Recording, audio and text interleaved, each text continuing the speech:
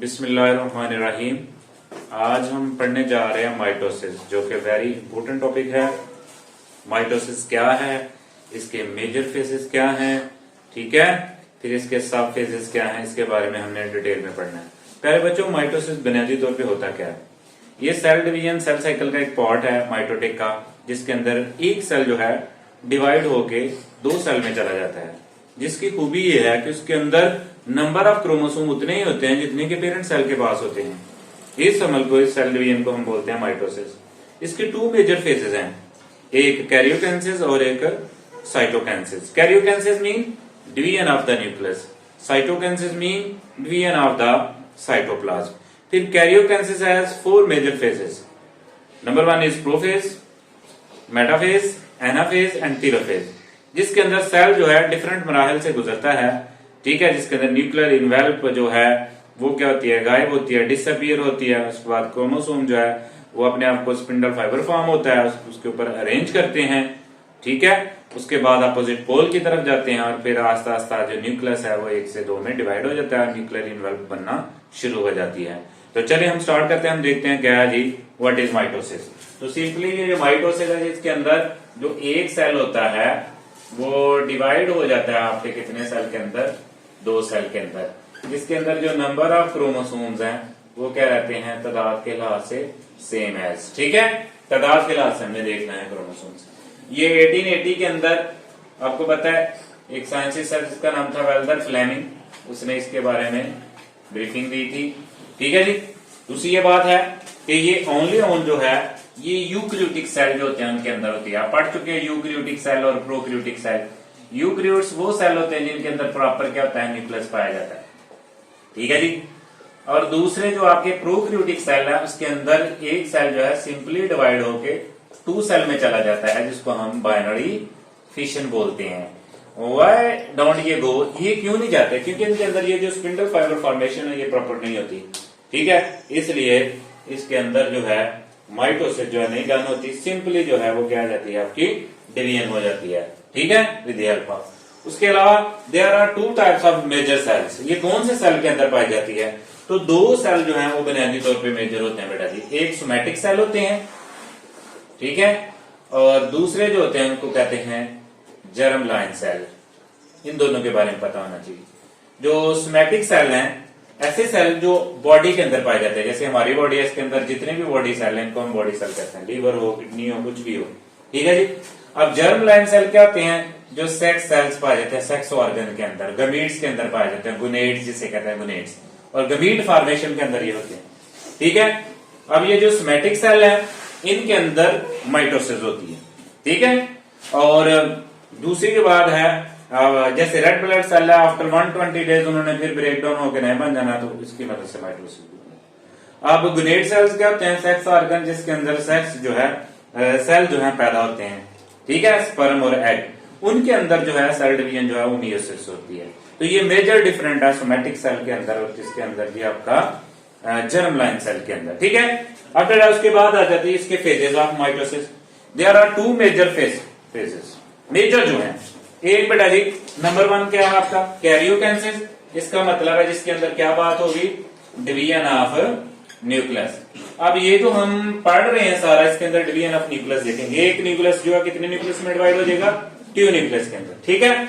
दूसरा जो है साइटोकाइनेसिस, इसके अंदर होती है डिवीजन ऑफ साइटोप्लाज्म, कि ये जो साइटोप्लाज्म होता है ये एक से किस में डिवाइड हो जाता है, दो, ठीक है जी, न्यूक्लियस के अंदर।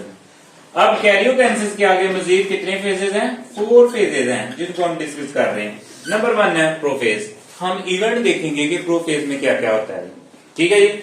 अब देखो जी, यहाँ पे एक बात की मैंने, क्रोमैटन वर्ड लिखा है। क्रोमैटन क्या है भाई?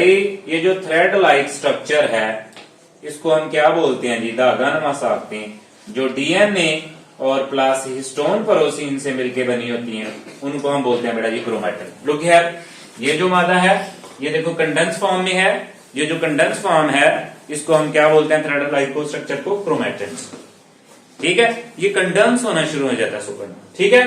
उसके बाद क्या करता है जी, ये इंडिविजुअल फॉर्म में किस में चला जाता है, आपका क्रोमोसोम्स में। अब ये वो फेज है, यहाँ पे एमसीक्यूज है, जहां पे क्रोमोसोम विजिबल होते हैं, नजर आते हैं, वाजा नजर आते हैं, कौन से फेज के अंदर? प्रोफेज के अंदर। ठीक है, अब यही क्रोमैटिन किसमें फॉर्म में चला गया? सेम चीज है, लेकिन ये है कि ये प्रॉपर शेप है। ठीक है, समझे बात की? इसमें चले जाते हैं। उसके अलावा और क्या होना शुरू हो जाता है? क्रोमोसोम बन गया। अब किनेटोकोर्स क्या है भाई? ये वो वाला पार्ट है इधर देखो क्रोमोसोम्स के ऊपर, जहां आके ये देखें जी क्रोमोसोम के पास, जहां इसने जो क्रोमोसोम्स है सेंट्रोमेयर से कहा किसके साथ अटैच होना होता है? आपके स्पिंडल फाइबर के ऊपर। अब स्पिंडल फाइबर क्या है? इसके अंदर स्पिंडल फॉर्मेशन होती है। ये देखो ये बिखरी हुई हालत में होते हैं, सेंट्रोमेयर्स कलेक्टिवली डिवाइड हो जाते हैं। इनके अंदर से क्या होती हैं? Tubulin proteins.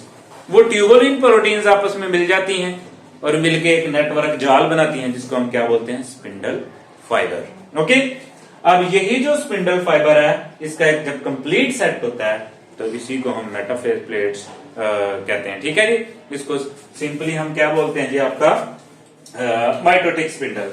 ठीक है, किनेटोकोर का पता चल गया। सेंट्रोमेयर क्या है? वो वाला पार्ट जहां से क्रोमोसोम ने जुड़ना होता है किसके साथ जी? आपके स्पिंडल फाइबर के साथ। तो मैंने क्या बताया? क्रोमैटिन थ्रेड लाइक स्ट्रक्चर जो विजिबल नहीं होती, अब उसके बाद वो विजिबल होके किस फॉर्म में चली जाती है? क्रोमोसोम, जिनको हम क्या कहते हैं? 4 क्रोमेटिड्स पे मुश्तमिल होता है क्रोमोसोम, क्रोमैटिड्स। ठीक है, उसके बाद नंबर 4 के ऊपर क्या होना शुरू हो जाता है? ये देखो, ये इसके पास ये जो जिसके अंदर क्रोमोसोम्स हैं, इसको हम कहते हैं, ये न्यूक्लियस के अंदर पाए जाते हैं, तो इसको हम कहते हैं न्यूक्लियर इन्वेल्व। और अगले इवेंट के अंदर ये देखो ये कंडेंस होकर और फैलता जाता है और न्यूक्लियर इन्वेल्व जो है वो क्या हो गया? डिसअपीयर। ठीक है, नंबर 1 क्या हुआ? इसके अंदर स्पिंडल फाइबर बना है। नंबर 2 इसके अंदर न्यूक्लियर इन्वेल्व जो है वो गायब हो गया और सेल आस्ता आस्ता क्या होना शुरू हो जाता है? कंडेंस होना शुरू हो जाता है और एक स्पिंडल फाइबर बनता है और माइटोटिक एक कंप्लीट सेट बनता है। अच्छा जी, ये किनेटोकोर और नॉन किनेटोकोर क्या है? जो बिखरे हुए फॉर्म में रहते हैं, यानी कि कंप्लीट नहीं होता सेट, उसको हम नॉन किनेटोकोर्स कहते हैं। ठीक है, हमने बात की। उसके बाद ये हमारा जो स्टेप है यहां तक, ये सारे का सारा क्या है? आपका प्रोफेज। ठीक है, जिसके अंदर क्या क्या इवेंट हुआ? क्रोमैटिन था, वो क्रोमोसोम में चला गया, किनेटोकोर बना, सेंट्रोसोम मैंने बताया जहां से वो जुड़ते हैं आके। 2 सेंट्रोसोम्स होते हैं, वो ये एक सेंट्रोसोम फिर ये दूसरा, ये दोनों अलग हो जाते हैं। इनके अंदर माइक्रोट्यूबुलिन प्रोटीन्स होती हैं, वो जुड़ के तो फिर आगे क्या बनाती हैं? आपकी स्पिंडल फाइबर बनाती हैं। एक सेट को हम क्या बोलते हैं? Mitotic spindle. उसके बाद लास्ट पे करते हैं न्यूक्लियर इन्वेल्व क्या होती है? चेंज हो जाती है। जो इन प्लांट जो है, इनके अंदर बड़े बड़े प्लांट जो है, डिवीजन से पहले जो न्यूक्लियस है सेंटर में आ जाता है। क्यों? क्योंकि they have lack of microtubulin proteins. ठीक है, उसके अंदर स्पिंडल फाइबर नहीं बनता, इसलिए उनकी जो डिवीजन है वो डिफरेंट है as compare to the animal cells. उसके बाद है मेटाफेज प्लेट। अब मेटाफेज प्लेट के अंदर क्या होती है? ये जो किनेटोकोर्स फाइबर्स होते हैं, इनका एक कंप्लीट सेट होता है। ठीक है, समझाई बात की?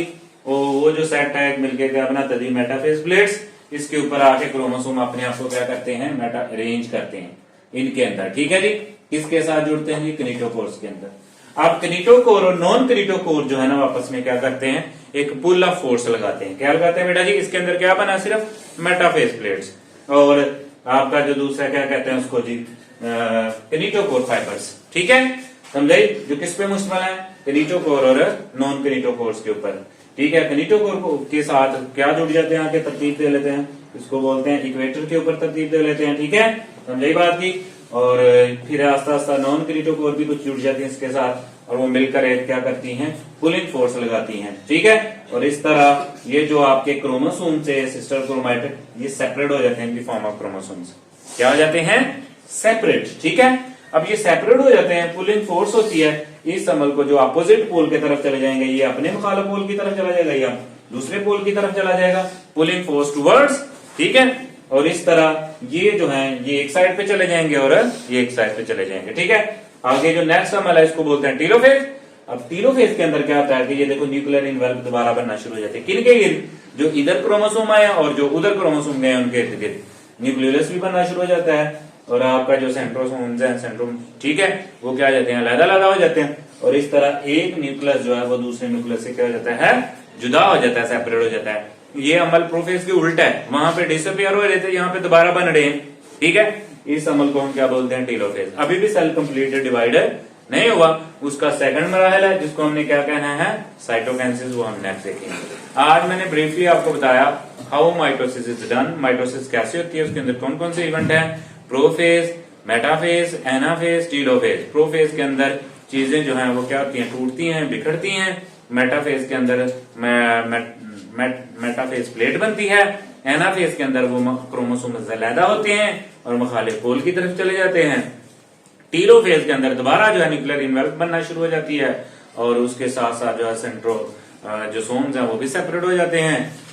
नंबर 3 जो है न्यूक्लियस भी फॉर्म्ड हो जाता है और इस तरह जो है सेल क्या हो जाता है, उसका न्यूक्लियस 1 से 2 में डिवाइड हो जाता है। इसलिए इसको कहते हैं न्यूक्लियर डिवीजन या न्यूक्लियस की डिवीजन कहते हैं, ठीक है। और इस सारे अमल को बोलते हैं karyokinesis with the help of mitosis. Thank you.